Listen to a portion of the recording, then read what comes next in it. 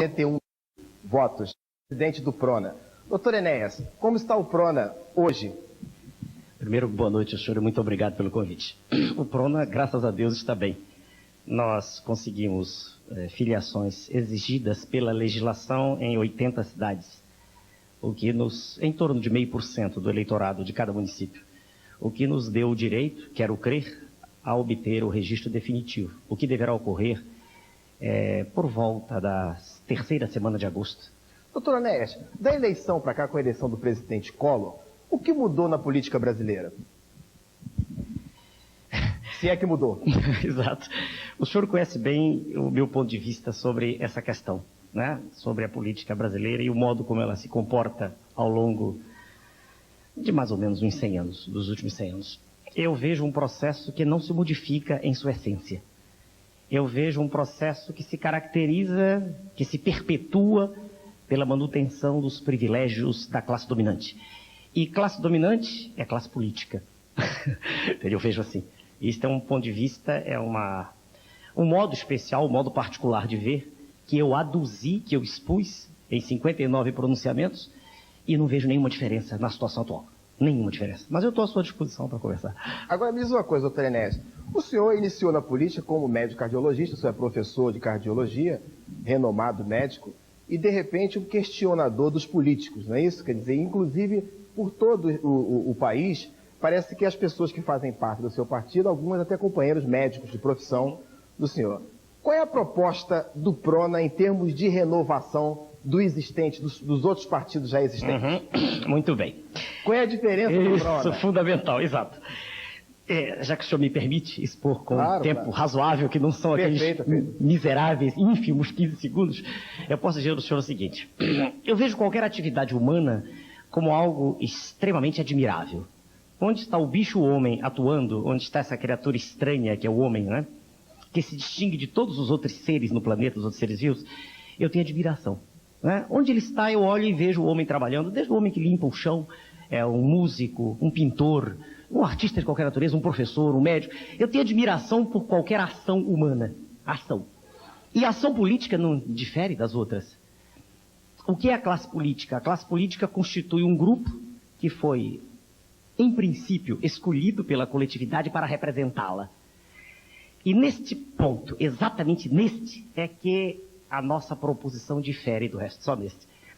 Nós cremos, veja o senhor, eu digo nós, eu estou falando de mim e das pessoas que creem em mim. Nós cremos que é possível a atividade política ser aquilo que ela devia ser. Parece estranho, né? Parece até insólito isso. Mas eu me permito desenvolver a tese, já que o senhor me permitiu antes. Se nós olharmos para o panorama, se nós lermos os jornais, se nós ligarmos, ficarmos assistindo a um programa de televisão ou ligarmos um rádio, o que a gente ouve a cada instante? A gente ouve a cada instante a luta pelo poder. E a gente não percebe um paralelismo entre o que é dito e o que é feito. Se o senhor me perguntar em que esse partido que eu criei com esforço extremo, com vontade de mudar, em que ele se distingue só nisto? Sem políticos, sem parlamentares com mandato, não, terá que ter parlamentares, é o sistema que aí está. Eu não tenho ainda a pretensão, no momento, de dizer que tenho algo melhor. Talvez venha a tê-lo. Eu digo em termos de adesão daqueles que já detêm o mandato popular. Veja o senhor, eu não procurei... No país inteiro você não tem nenhum filiado com mandato? Não tenho. Mas não foi... Porque o senhor quis ou... Porque... Não. Deixa eu explico bem. Eu não procurei a classe política, por exemplo, eu ia a uma cidade, por hipótese, eu fui a Mucajaí, em Roraima, né? Ou a Caracaraí, ou a Tarauacá, no Acre, diversos lugares. Eu não ia procurar o político, veja o senhor, não é porque, em princípio, ele seja um cidadão ruim, não é isto. Eu jamais disse exatamente, não. O modelo que aí está, da troca de favores, dos acordos, das coligações, ele propicia o crescimento da iniquidade. Essa é a questão. O modelo como ele está, a maneira como a atividade vem sendo desenvolvida, faz com que o que é bom não viceje, não medre. Está acompanhando? Estou acompanhando. Então, não é que eu tenha, por um cidadão político em particular, nada contra. Não é o cidadão. Eu jamais me pronunciei contra uma pessoa. Eu sempre me pronunciei contra o modelo, o modo como a coisa é feita. E deixa eu entrar um pouco mais nisso. Vamos exemplificar qualquer coisa. Vamos olhar para o metrô, uma coisa agora, daqui nossa, do dia a dia. Eu não estou em dia com tudo, e é impossível, eu nunca disse isso. Por uma razão precípua, eu trabalho. Quer dizer, eu não sou político profissional, não tem tempo. Mas uma outra coisa dá para estar em dia. Com uma ou outra dá para estar.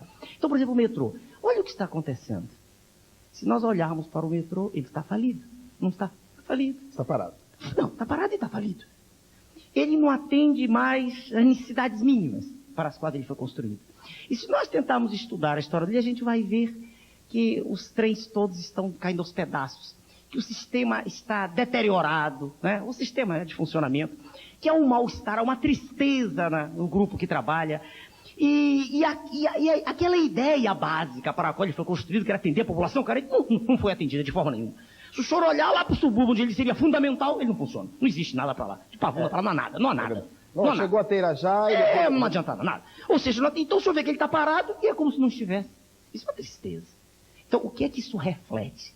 A falta de vontade política, é isso, exatamente.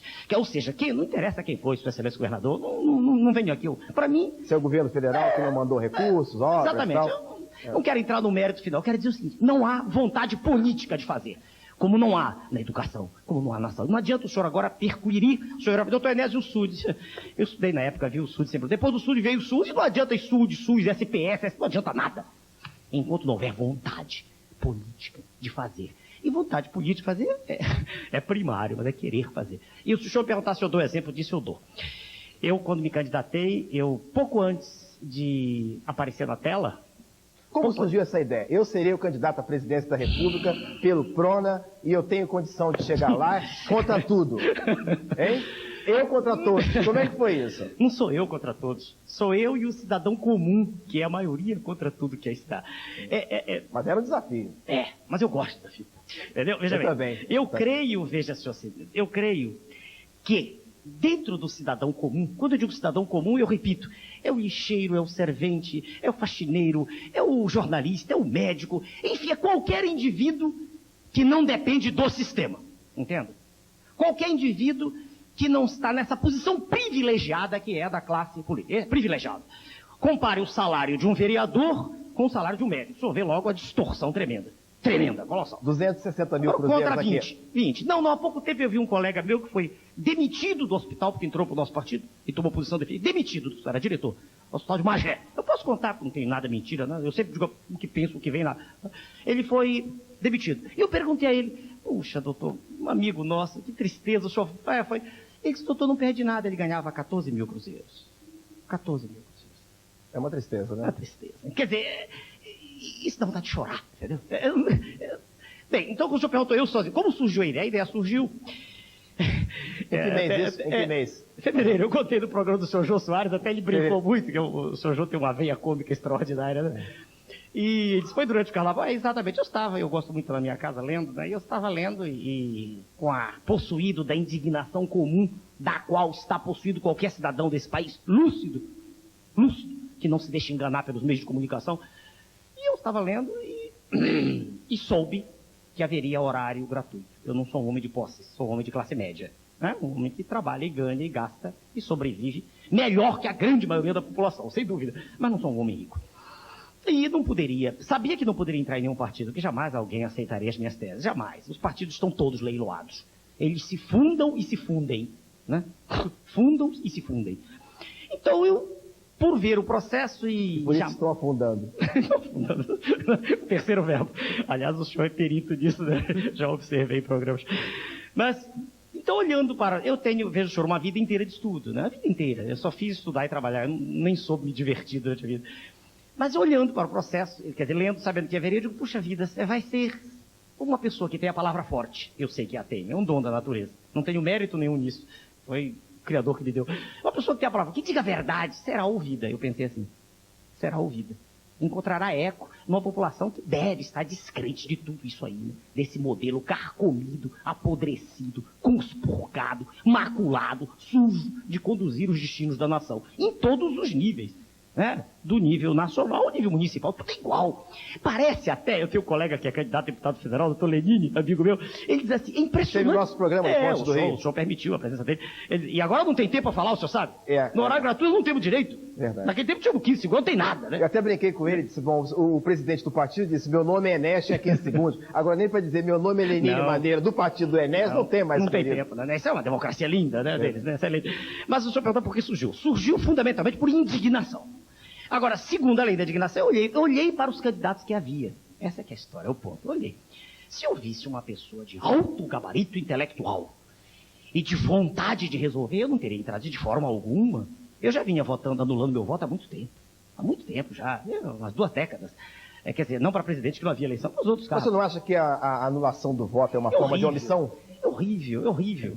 Mas, é omissão ou é descrença? Apresente-me algo melhor nessa história. Eu anulava porque eu não via. Por exemplo, o senhor apresenta agora candidatos ao governo, com todo respeito, são pessoas, né, que pertencem a partidos políticos, mas eu não me identifico. O senhor vai anular o voto? Vou. Nenhum deles merece seu voto? O meu, não. Eu não estou falando, veja bem, do cidadão. O cidadão tem todo o direito de escolher, perfeito. Mas eu não. Eu me reservo, já que é um direito. O senhor acha que no exato momento que o senhor escolhe e vota, o senhor é conivente com os atos daquele escolhido? Exatamente. E aí o senhor tem a omissão. Exato. Foi por isso que eu... Mas não é uma posição de Murilo, de cima do muro, não? Não, eu não estou ensinando pelo seguinte, porque se, por um estalar de dedos, a maioria da população percebesse que não é nada daquilo que ela quer, o senhor imagina que caos seria?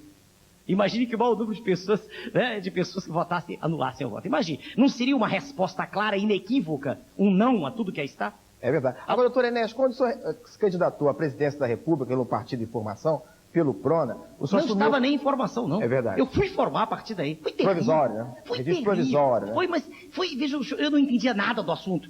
Eu costumo, o senhor deve ter ouvido dizer, eu costumo saber ou não saber as coisas. Eu não gosto do meio termo. O que, aliás, eu tinha que pedir desculpas a Confúcio, né, o homem do meio termo. Mas eu gosto de saber. E eu não sabia absolutamente nada disso. Eu era absolutamente analfabeto disso. Agora, eu não sou burro, a diferença é essa. Eu fui estudar o assunto, né? Sentei e fui estudar a legislação. Que horrorosa! A legislação muda todo ano, é feita em função dos interesses do grupo que está... Horrível! É algo assim ignominioso, é terrível. Mas eu fui estudar... E muda durante o processo. Muda durante o processo. Muda de acordo com o local de onde o vento está soprando. É impressionante. Bom, nós temos uma Constituição que lá está consignado que ela sofrerá uma alteração. Quer dizer, acabaram de fazer a Constituição... E nas disposições transitórias colocaram que ela seria alterada. Deixa eu fazer um comentário sobre esse negócio do registro. A maioria dos cidadãos, das pessoas que assistem a programas de televisão, não tem ideia do que é a formação de um partido político. E se diz muita coisa assim, de modo perfunctório, de modo superficial. A grande maioria não diz exatamente como é. Permita-me, não leva um minuto para dizer. Para que se faça um partido, mesmo registro, mas mesmo para obter o registro provisório, não basta aquela reunião que é tão citada diante das câmeras de 100 pessoas. Não é isso. Aquela reunião é para ser constituída, veja o senhor, a primeira comissão, a Comissão Nacional, daquela reunião, daquela primeira assembleia, mercê da qual, através da qual você vai ao registro civil de pessoas jurídicas, registro civil de pessoas jurídicas, exigência atual da Constituição, exigência agora, a partir daí o partido não está pronto. Veja bem, ele tem condições de lutar para obter o registro provisório. O já me disseram no programa, e eu não tinha elemento, não tinha Constituição. Aquilo não faz o partido aquela reunião. A partir dali, o senhor tem que ir no mínimo a 9 estados, conseguir representação de 7 pessoas em, no mínimo 9 capitais. O senhor tem comissões regionais. A partir dessas, o senhor tem que constituir comissões municipais em 1/5 dos municípios, um mínimo de 3 pessoas. Então imagine Rio Grande do Norte, por exemplo. 165 cidades, em torno disso, um número aproximado. Só precisa de 33. Imagine uma pessoa desconhecida, não vinculada ao sistema, que jamais apareceu uma vez na televisão falando de cardiologia, de campanha contra o fumo. E o senhor imagine conseguir representantes em 33 cidades. Isso não é fácil. Não é fácil. Dizer que é fácil fazer o partido, não é fácil. É fácil quando se tem vereadores, deputados, fazem esse acordo, é muito fácil. Mas começar de zero, fácil, né? Começar de zero é dificílimo. Eu sei porque eu ouvi. Do alicerce, né? Eu criei a coisa do zero. Eu pegava ex-alunos meus e dizia, escuta, vamos começar uma coisa nova, uma coisa... Eu não estou dizendo que esteja assim, já há pessoas, eu noto, que estão querendo tirar proveito, já há, em todos os lugares. Tá? O ser humano, ele é uma criatura que tem falhas, né? Eu sei disso, é normal, no nosso partido já há. Eu já noto pessoas que que já estão pensando rapidamente tirar, é normal isso, é compreensível. E o processo de seleção dentro do partido político, que na verdade é o Partido Democrático. É claro. É isso? Se não está contra... Exato. Não, o processo de seleção, veja, para cargo eletivo, ele, no nosso caso, eu não exigi preparo específico, não. Porque senão eu não fazia nada. Para os cargos agora de deputado estadual, eu exigi trabalho. O jeito que me ajudou a fundar... O senhor fez um cursinho também, como fez o PL, o partido? Não fiz isso. Não fiz. Eu acredito que é fundamental que haja um preparo. Nisso até que eu concordo. O senhor assumiu um compromisso diante da população brasileira de que, através de um instrumento de registro público, que não seria candidato a deputado federal. Exatamente. Que a sua candidatura à presidência da República não seria um trampolim para conseguir um mandato. Exatamente. Não é isso? Exatamente. Persiste a sua... Sem dúvida. O senhor não será candidato a deputado? Não, a deputado federal, a deputado estadual, a vereadora, a prefeito, a nada durante 4 anos. Ou o senhor será presidente da República na próxima eleição? Eu não sou nada, de jeito nenhum. Sou um cidadão como outro qualquer, que respeita o semelhante e exige respeito, só isso. Não. Mas isso, veja, senhor, eu estava tão cônscio disso que fui a um cartório e registrei isso para evitar. Não consegui evitar, porque eu ouvi do mesmo jeito essas invectivas, esses apupos, essas considerações maledicentes. Está fazendo carreira? Não quero fazer carreira política, pelos céus. Carreira política é estudando, entendeu? Estudando livros, isso eu faço a vida inteira. É lendo, como li quando novo, os clássicos, é lendo Kant, é lendo Platão, é lendo Rousseau, é lendo Leibniz. Não é agora, não é vendo discussão num congresso, desculpe-me, entre indivíduos semi-analfabetos que eu vou aprender política. De jeito nenhum, entendeu? É estudando, entendeu? Isso eu já fiz e continuo fazendo. Agora, eu não queria aproveitar, e nunca faria isso, para melhorar de vida, ser político, não. Seria contra um princípio que eu defendi, entende? Eu não vejo isso como um emprego, o senhor entende? Eu tenho certeza que essa mensagem chegará, só se eu morrer. Se eu morrer, ela chega. Bom, eu vou pedir um pequeno intervalo comercial e retorno em seguida com o doutor Enéas Ferreira Carneiro. Até já. Doutor Enéas Ferreira Carneiro, 361 mil votos para a presidência da República. Doutor Enéas, só afirmou no bloco anterior que não será candidato a deputado federal e que indivíduos semi-analfabetos são eleitos. E a partir desses candidatos que se apresentam agora nas eleições, eu só tenho observado os erros de português, de ortografia e de concordância. Como é que o senhor vê essa questão hoje? O senhor fará crítica a esses personagens, não? Bom, primeiro respondendo com sinceridade, como lhe disse antes, eu ainda não prestei atenção aos discursos dos candidatos atuais para o governo. Não prestei atenção, não posso tecer considerações. Alguns eu já conheço do passado e não me impressionam em nada. Não poderiam ter mudado em tão pouco tempo, uma vez que nunca se preocuparam com isso antes. Né? Nem tiveram tempo de ler, né? E normalmente isso não foi a razão de ser da vida deles, né? Como não foi a razão de ser da vida deles, é difícil que passe a ser agora. Agora, quanto aos outros, eu não conheço. Eu vou ver agora, vou assistir aos programas. Quando o senhor me pergunta sobre se eu continuo fazendo críticas, eu só faço crítica quando me perguntam. Eu o senhor me convidou para vir aqui e eu não bato na porta de lugar nenhum, entende? Eu me mantenho na minha posição humilde, entende? Eu não vivo criticando nada, eu vivo lendo, estudando, né? Entende? Agora, em chegado o momento, sim. Aí sem dúvida. Aí não tenha dúvida. Eu terei um látigo, um chicote, não tenha dúvida. Eu, durante muito tempo, acompanhei o processo. Durante a campanha presidencial, eu anotava os discursos e ficava impressionado. Eu tinha náusea, entende? De ver como se respeita tão pouco o patrimônio extraordinário que é a língua portuguesa. Isso é o mínimo, a meu ver. Isso é o mínimo. Não estou falando do resto, não. Eu não entendo que um candidato ao cargo máximo da nação desconheça fatos fundamentais, né, do universo que o cerca. Eu não entendo isso. Mas isso já passou. Para o governo não tenho um candidato, né? Não tenho por que estar atacando nenhum deles aqui, não os conheço, com exceção do engenheiro, né? Engenheiro, Sua Excelência, o ex-governador, a cujos pronunciamentos já assisti muitas vezes. O senador Nelson Carneiro também só acompanha? Senador, já claro, já conheço de longa data, né? Um homem de preparo jurídico, e ciência jurídica, né? Um homem que lutou a vida inteira. Não, veja bem, não sei que condições terei de dirigir nosso Estado. Tem que ouvi-lo, vamos ouvi-lo primeiro, eu não sei, entende? Agora, aqui no estado do Rio de Janeiro, quais são os candidatos do partido, do PRONA? Nosso? Do PRONA. Que oportunidade Por que apenas um candidato a deputado federal? É uma maneira de pedir, né, de apresentar para o eleitor que acreditou em nós. Do Rio foram 40 mil. Mas 40 mil votaram, expressaram isso de modo claro, inconcurso, inconteste. Mas houve aqueles que gostaram de nós e que argumentavam assim, tantos ligavam para ele e diziam assim, o senhor não tem chance. Né? A história do voto útil, história da qual eu discordo. Se eu acredito que uma pessoa vai ganhar ou não, eu voto, então eu só voto em quem já ganhou, isso é absurdo. Eu não entendo assim o processo. Se o senhor nesse ponto a pesquisa induz a isso, né? Induz, porque o senhor, de vencer. O senhor é candidato. Então, como é que o senhor pode saber quem acredita no senhor se ninguém votar no senhor? É verdade. Só uma maneira de saber se as suas ideias têm ou não é essas pessoas se manifestarem. E acabar com essa mania de que tem que votar em quem vai ganhar. Não, isso é um absurdo. Não é isso? Não, e também tem que votar em quem tem consciência do voto. ganhar também é um absurdo. Também é a mesma tese. Por que ter que ganhar? É a história do vencer ou vencer, não é? Não vejo assim, de forma, não vejo assim. Então, quando você perguntou por que só um, eu vejo assim. Para que fazer uma lista? Eu me lembro quando eu ia votar para deputado nas eleições, eu entrava e via aquela lista de nomes, uma lista enorme. Legenda, mas é difícil. Geralmente se vota porque gosta de uma pessoa. Não é esse o voto, o sentido do voto. Quantos eleitores pedem para ir? Dê uma máquina, lavar roupa, dê isso. Isso é um absurdo. Não é assim que se vota, né? Vota-se com consciência. Isso eu acredito é algo que vai ocorrer um dia. Então nós fechamos com uma pessoa, porque é um homem, veja o senhor, um homem médico.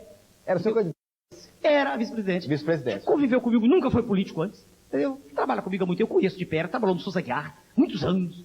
15 anos, vendo a realidade, a tristeza desse atendimento médico, cuja culpa não cabe ao médico. O atendimento horrível, nós sabemos hoje. O sujeito que acompanhou isso, entristecido, nunca pode fazer nada, tem uma chance de fazer. De lutar, pelo menos, não fazer lutar. Foi por isso, fechamos com um. Quem acreditou em nós, vota dele. Quem não acreditou, não vota. Nós vamos a um pequeno intervalo comercial e retornamos em seguida com o doutor Enéas. Doutor Enéas, o seu partido não fez coligações com nenhum partido no Brasil inteiro? Não, seria mentira se eu dissesse que foi assim, não. Infelizmente, o senhor sabe que cada diretório é autônomo. Segundo a legislação que aí está, legislação feita por suas excelências, os congressistas. Então, cada diretório faz coligações. E, infelizmente, eu digo que não era o que eu queria, o nosso candidato a governador, imagine, no Amapá, um colega nosso, médico, arguindo que não teria tempo em televisão, aduzindo uma série de argumentos em seu favor, fez coligação com 2 ou 3 partidos. Ao apresentar essa tese, em nossa reunião na Convenção Nacional em Brasília, eu esperei que ele se manifestasse com educação, como faço, e quando ele acabou, eu disse a ele que eu era radicalmente contra isso. Eu e toda a comissão executiva, né, toda a nacional. E pedi a ele que, com dignidade, encerradas as eleições, né, com dignidade, ganhando ou perdendo, ele se afastasse do partido.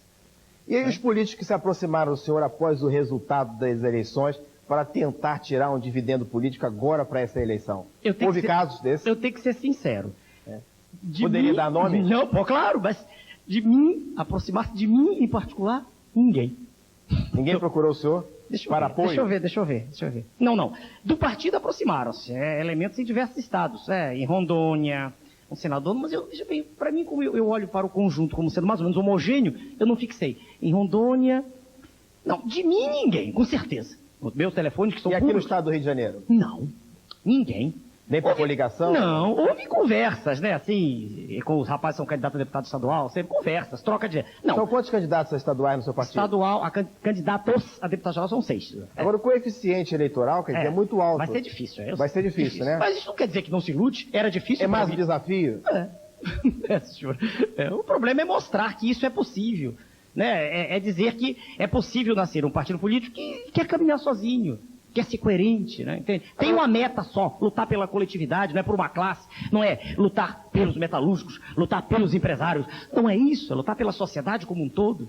Agora, doutor Enéas, com essa eleição, com esse período curto após a Copa do Mundo, quer dizer, nós temos aí 65 dias aproximadamente, o horário do TRE não permitirá que, como o senhor teve 15 segundos, o seu candidato não terá nem os 15 segundos, né? E hoje não terá uma oportunidade de se apresentar ao eleitorado. Então, a distribuição dos santinhos, dos panfletos, né? Que é muito frio, não diz, quer dizer, apresenta um currículo, né? Não sabe das suas ideias. Exatamente. Não. E hoje o eleitor que procurasse o doutor Enéas através do telefone, doutor Enéas, eu gostaria de saber quais são os princípios que eu devo me tomar como base para escolher um candidato a estadual e a deputado federal. O que o senhor aconselharia na escolha desse candidato? Qual seria o perfil que o senhor traçaria do candidato ideal para exercer um mandato no Legislativo? Pergunta bem feita.